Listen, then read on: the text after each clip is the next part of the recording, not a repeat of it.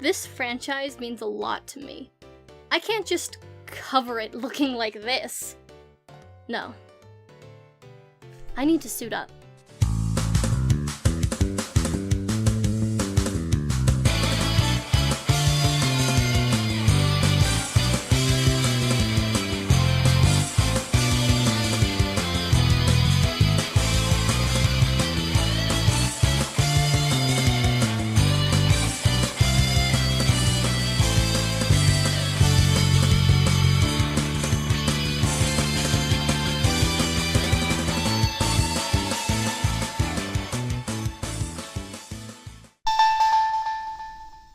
FullMetal Alchemist is probably my favorite anime of all time. Although most of the art and posters I had decorating my wall have disappeared or been thrown out, I still have quite a bit of merchandise despite them all being packed away into boxes and containers.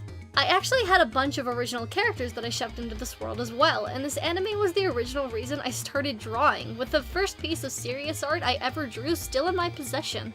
In fact, just out of curiosity, I decided to redraw her, and the difference is definitely there. It makes me feel good seeing where I came from, and also makes me wonder what's in store for the future if I keep working hard. Despite it taking place during my super weeaboo days, I still harbor good feelings towards the show. This one specifically, Dual Sympathy, is the first FullMetal Alchemist game I own, and the first game I 100% completed. I unlocked everything, which meant playing through the game multiple times with all of the different characters. Dual Sympathy is a beat-em-up that takes you through the 2003 version of the Elric brothers story. And I say 2003 because this version of the anime ended up passing the manga story-wise and deviated into its own quote-unquote alternate universe, and it was later redone to follow more closely to the now completed manga under the title Brotherhood. Anyways, from Lior to the Underground City, you play as Edward Elric and experience his story firsthand. After playing the game once, you also unlock character mode, which allows you to play through the whole game again as Alphonse, Izumi, Roy Mustang, Armstrong, or Scar. And I've got to be honest, despite how lackluster character mode truly is, it's kind of interesting watching certain characters go through these missions. Scar going through Lior with Alphonse is pretty funny, especially considering Scar ends up almost killing Alphonse twice in the anime. And getting to see Riza and Hughes, two of the coolest characters, in action with Roy and Armstrong respectively is super rad. Although it would have been more rad to just play as them, but no, that's asking too much, I guess, even though all of their animations are right there! Let me play as Riza! Other than that though, all of the minigames, aside from Connect the Dots, have been removed. And the story is pretty much thrown out the window as you're now playing as characters who were never part of the arc, they're now punching their way through. Each character plays pretty differently as well, with Ed having a wider sweep, hitting more characters across the board, while Roy hits farther away, sacrificing the wide spread for a more ranged approach.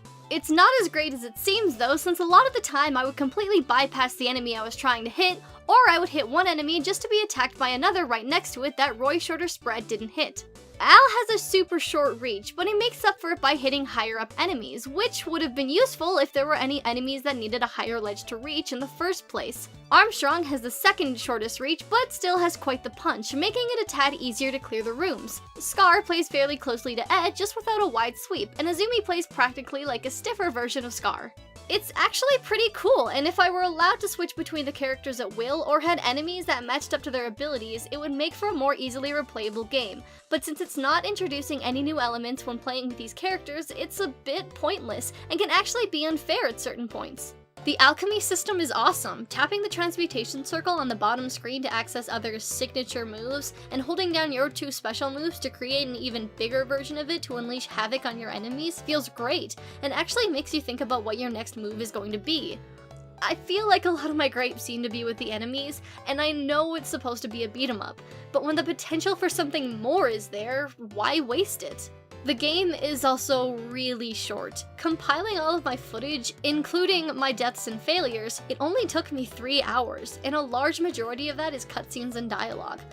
I'm starting to see why I played it so much as a kid, because there wasn't enough of it. Despite the lack of enemy variety, the game still handled pretty well. The sprites are well done and eye-pleasing, the backgrounds blend in seamlessly, and the images for the cutscenes and dialogue boxes still look pretty good despite having to be compressed down to accommodate the DS.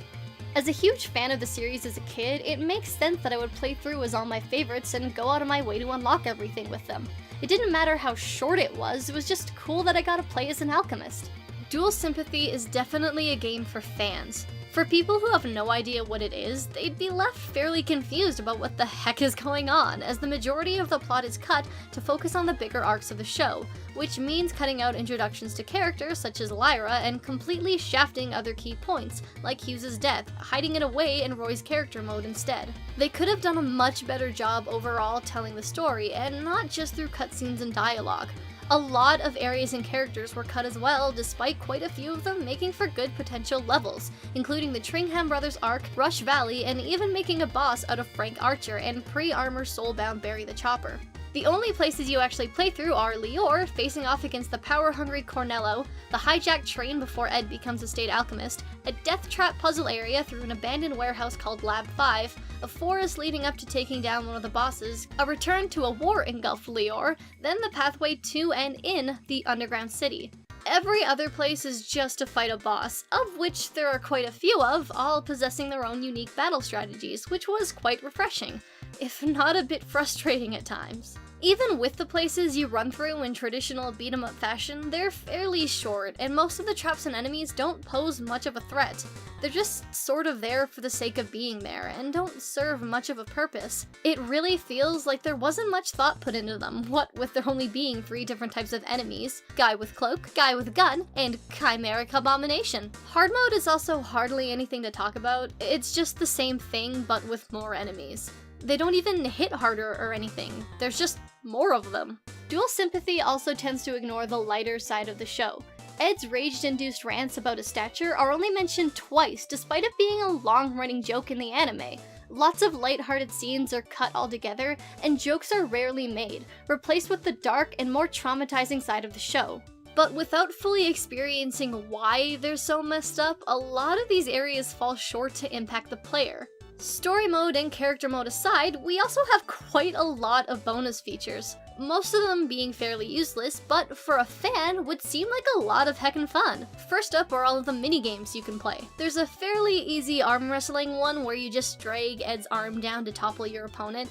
It's pretty straightforward, but since you're playing to set a new high score, you're stuck playing it until you get bored. There's also a tracing-like game, where you fill in the lines and chase away the cats before they erase your work. The other minigames you would have played in story mode, facing off against Roy as Ed, helping Armstrong break a bunch of logs with his bare hands, leading Ed and Al to their cooked fish without getting caught from the wild man and chasing off foxes, and everyone's favorite, running from the boulder by throwing your thumbs at the DS screen and crying as you fail for the 13th time.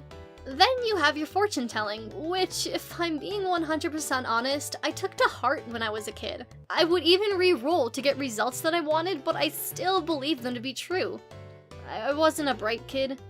It's still a cute little feature, tapping to shake a little cow with glasses, the persona of the creator of the series, before stopping to get your totally real, totally factual fortune for the day. There's also an alarm clock, letting you choose your favorite character to wake you up in the morning. And I gotta say, Scars is probably my favorite just because of how out of place it is.